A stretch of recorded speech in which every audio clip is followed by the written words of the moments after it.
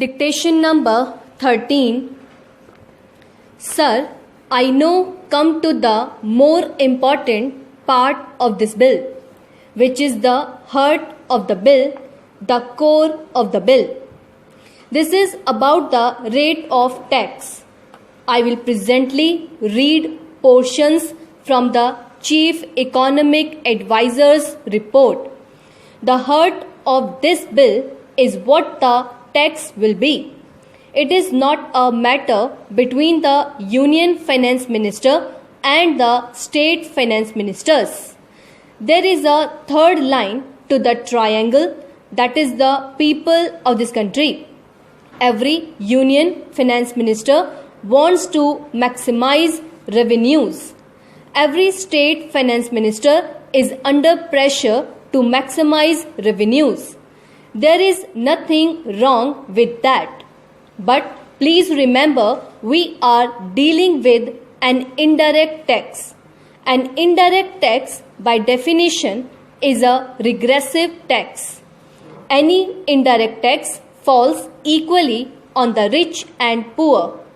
If you buy a soft drink bottle, whether a rich buys it or a poor man buys it, he pays the same excise duty on the soft drink bottle. That is why, world over, indirect taxes being regressive in nature, the trend is to keep them as low as possible. I am sure many members have read the Chief Economic Advisor's report. If not, I would urge you to please read it. The cover tells the story. In high-income countries, the average GST rate is 16.8%. In emerging market economies like India, the average is 14.1%. So, world over 190 countries have one form or the other of GST. It is between 14.1% and 16.8%.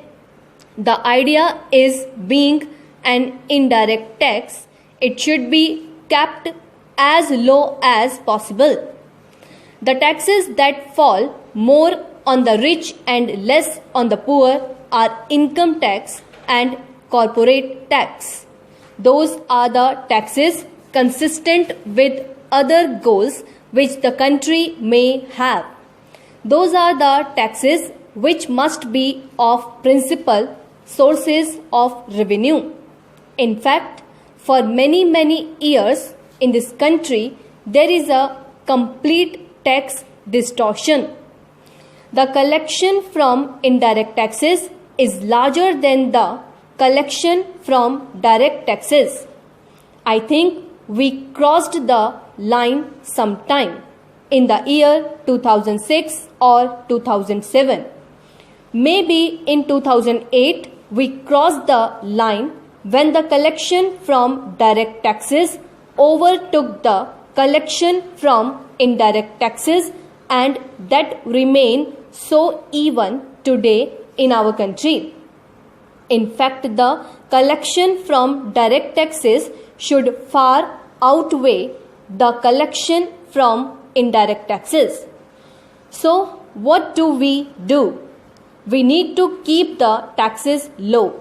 At the same time, we must protect the existing revenues of the union government and the state government. So, how do we go about it? We go about it by discovering what is called a revenue neutral rate. That is not the actual rate of tax. That is simply a step in deciding the slab rates. It is not so technical. In fact, it can be explained in fairly simple terms. You derive an R&R, and then from that R&R you work out the slab rates. Today, please remember, over 80% of excise duties are between 12 and 14%.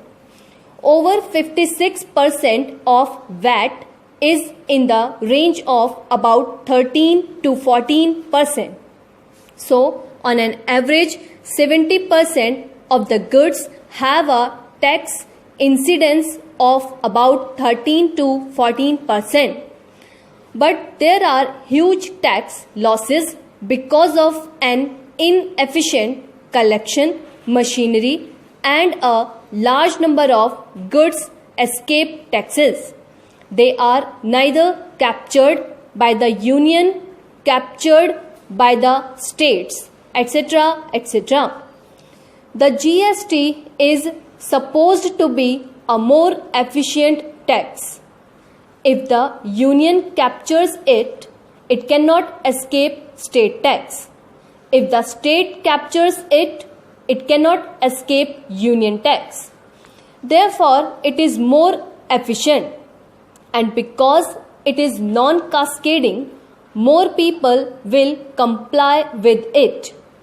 Because it is a self-audit method, a chain of transactions, it is very difficult to escape the tax. All these are argued everywhere, and I do not wish to repeat those arguments. Now, the chief economic advisor of the government, working with experts including state government representatives, arrived at an RNR of 15 to 15.5 and then suggested that the standard rate should be 18. The Congress party did not pluck 18 from the air. This 18 came out of your report. The standard rate must be 18. You can have then a lower rate less than 18, and you can have a demerit rate of more than 18. But the standard rate, the rate that will apply to most groups and most services, must be 18, and the chief economic advisor has argued very cogently that it alone will make it non-inflationary, acceptable to the public, and an efficient way of taxing without tax evasion. Now, when we say cap the tax rate, what are we saying? We are saying that this rate should not be changed by the whim of the executive. Today, excise duties are changed by the whim of the executive. 3 days ago, they reduced the price of petrol and diesel. 3 days later, they increased.